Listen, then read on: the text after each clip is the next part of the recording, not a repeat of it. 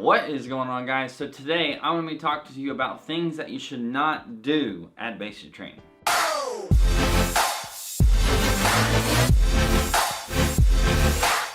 Alright, so if you didn't know already, whenever you join the military, there's just a lot of things that you can't really do. And then whenever you're at basic training, there's even more things that you can't do, like very, very specific things that you can't do. Like you should never, whenever you're at the DFAC, get the cake or the ice cream because you could get your whole platoon smoked because of that. That is definitely something that you shouldn't do at basic training, but I'm going to focus on a few more little conceptual things. Like when you get to basic training, you want to be like, okay, I need to think about this. I shouldn't do this because my life here is going to be easier if I don't. The first thing that is super important that you should not do whenever you get to basic training is make a bad first impression. Now, some people just may not be able to avoid this. Some people just do crazy, stupid things, ask stupid questions, things like that. Some people just do that, but that is something that you don't want to do at basic training, because you maybe have heard before, like if a drill sergeant knows your name, that's not a good thing, and that is definitely true. And if you do something that causes you to stand out in a bad way at the beginning of basic training, then you're going to be associated with that, or the drill sergeant is going to associate you with that bad thing for the rest of your time there, and it's just gonna really, really suck. So do not make a bad first impression, whether that is getting involved with the wrong crowd at basic training, because you know there are gonna be some troublemakers, so try not to get involved with those troublemakers. Try not to do something that is just common sense, that you shouldn't do that. Like, so make sure you use your common sense, abide by all the rules and stuff like that, especially be very strict about the rules at the beginning of basic training, because if you make a bad first impression, then it's just gonna be a rough ride, or a rougher ride for you the rest of your time. Now the next one is a little bit tricky because it's probably not gonna happen to you if you're watching this, but if it does happen to you, you need to have this in the back of your mind if you want your time as a leader to be a little bit more smooth. So one of the weird things at basic training that you get the opportunity to do that you might not get later on in your career is you get thrown into a leadership position where you are in charge of your peers. So it's a little bit different. Once you get into the real army, there's all that rank structure and stuff, and you know, you are in charge of other people. You have authority over them because the army gives you authority based on your rank or your position. Whereas at basic training, it's a little bit different, because you could have a whole platoon of people, and then all of a sudden the drill sergeant says, hey, so-and-so, you are the whatever that's gonna be in charge, whether it's squad leader, platoon guide, which is like platoon leader. And at the beginning of basic training, they kind of just pick somebody. Generally, they might go with a person who's like a specialist or has a college degree, or maybe has prior service. They do that sometimes like at the very, very, very beginning. So if that is you, or if at any point in basic training you get thrust into a leadership position, if you don't want people to reject you, you need to really try to not just totally switch personalities and kind of like become a dictator. Okay, so some people will do that, and some people will make fun of them, and then they just really don't listen to that person because, you know, drill sergeant, all of a sudden, boom, they're in a leadership position. And then what happens is they just really like change, and they just start bossing everybody around, and they're just not smooth with how they're being a leader. So make sure you think about that stuff, that you're not being too much of a dictator as soon as you get a leadership position. Kind of ease into it, and you know, kind of talk to people, but at the same time you have to be a little bit stern with people, because again, you're leading your peers, so some people don't want to listen to you because you're a peer, or you're trying to tell somebody what to do whenever they're older than you. So it's really a complicated situation that you kind of have to navigate around, but you definitely don't want to act like a dictator and totally flip on people as soon as you become a leader. The next big thing is do not pay attention to your injuries, right? So pay attention to your injuries that you have throughout basic training. Really understand, like, is this a serious injury or is this not a serious injury? If you're having injuries with your hips, or it's just like super serious stuff, make sure you actually go to sick call and get that stuff checked out. Because one of the biggest reason that people don't make it through basic training is because of injuries. They injure their feet, their ankles, whatever it is. They get hurt and then they ignore it, and then the issue gets worse and worse and worse. Like, people will literally, you know, sprain something, break something, and just keep pushing, which is great on them. That's awesome that you have that motivation to push through that injury.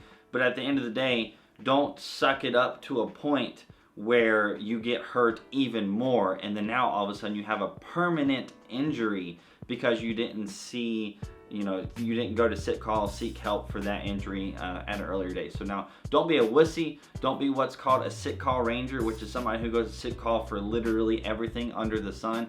But if it is something serious, if you think it is something serious, if you are actually worried about something, and you're not just trying to go to sick call just to get out of the 3-4 mile run that you're going to be doing today, because people will do that. Fun little, well, not really fun little fact, it's just like something people freaking do, is there'll be like a 4 mile run tomorrow, and whenever that happens, like 3 or 4 times as many people as normal will go to sick call for like no reason. Oh, something hurts.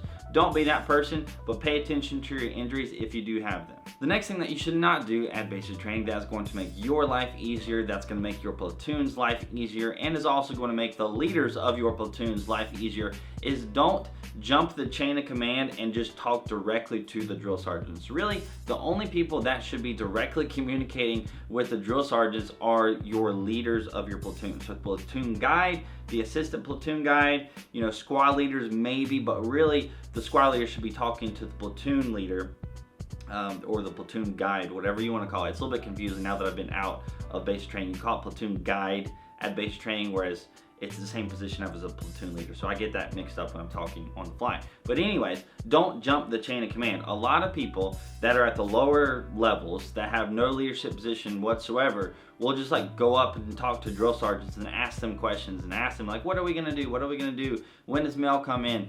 And the drill sergeants will get really mad at them, and they might get mad at the whole platoon because of that. They may get mad at the platoon guide, the leader of the platoon, because he's like, why are they jumping the chain of command?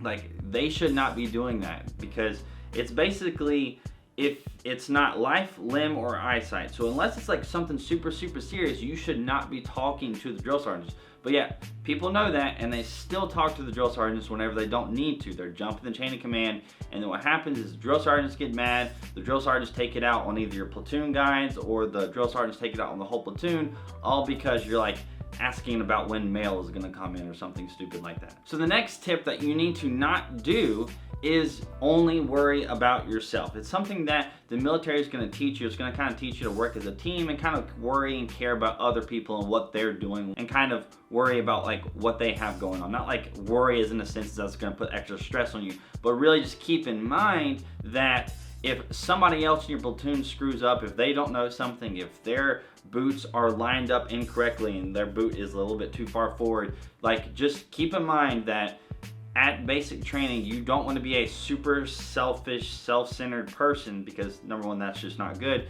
And then number two is, if you're like that, then you're going to be a little bit less likely to help out your battle buddy, help out that other person over there, because maybe they already went downstairs to the formation, but then like their locker was unlocked, or like their shoes are out of line, or their bed is just made terribly. And a selfish person, a self-centered person, may just look at that and be like, screw it, whatever, I'm not gonna go fix that. That's their job. But what a good soldier is gonna do, what somebody who's going to do a little bit to help out the whole platoon, is they're going to spend 10 seconds to go over and fix whatever issue is going on, so that the whole platoon doesn't get screwed over because of that one person's mistake. Or like if you see a rifle just sitting around, one of the worst things that you can do at basic training is, number one, lose your rifle, misplace your rifle, and that's just not good. And so if you see a weapon that's sitting there by itself, by its lonesome, at the very least go over to it, because you should always be next to a rifle within arm's length or whatever. So if there's just one by itself, somebody either misplaced it, forgot about it, or something, and if a drill sergeant sees that, then it's going to be a really bad day. So make sure you watch out for your battle buddies. Don't be super selfish and self-centered. Really kind of think about the bigger picture, is if you help out somebody else, it's going to help the whole platoon, because if you didn't do that, then maybe the whole platoon will get screwed over and they'll get smoked, and have the drill sergeant having everybody do a whole bunch of push-ups and planks and all the different exercises that you'll do.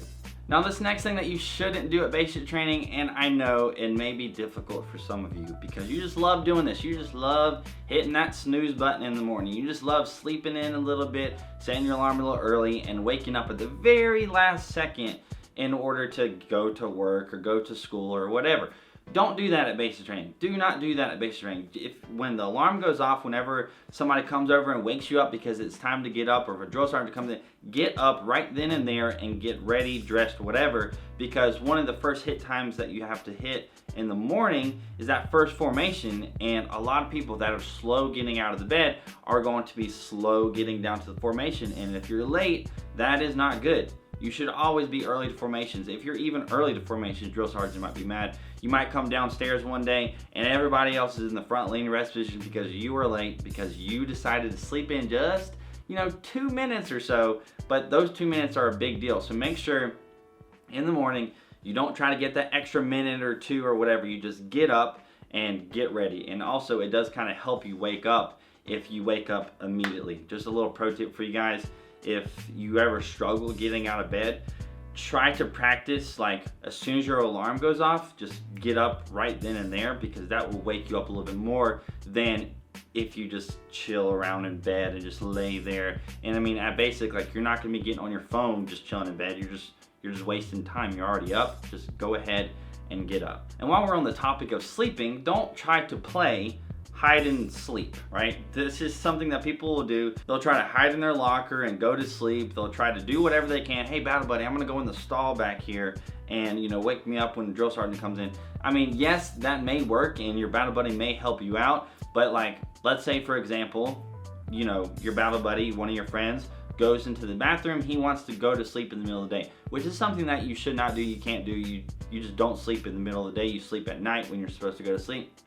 And then your battle buddy's like, yeah, I got you, go in there, go take, a 15, 20, 30, 45 minute nap or whatever. And then if a drill sergeant comes in, I'll let you know, I'll come and get you. But all of a sudden, a drill sergeant comes barging in and tells everybody to get to attention, tells everybody to get around the line and toe the line, which is something that you have to do.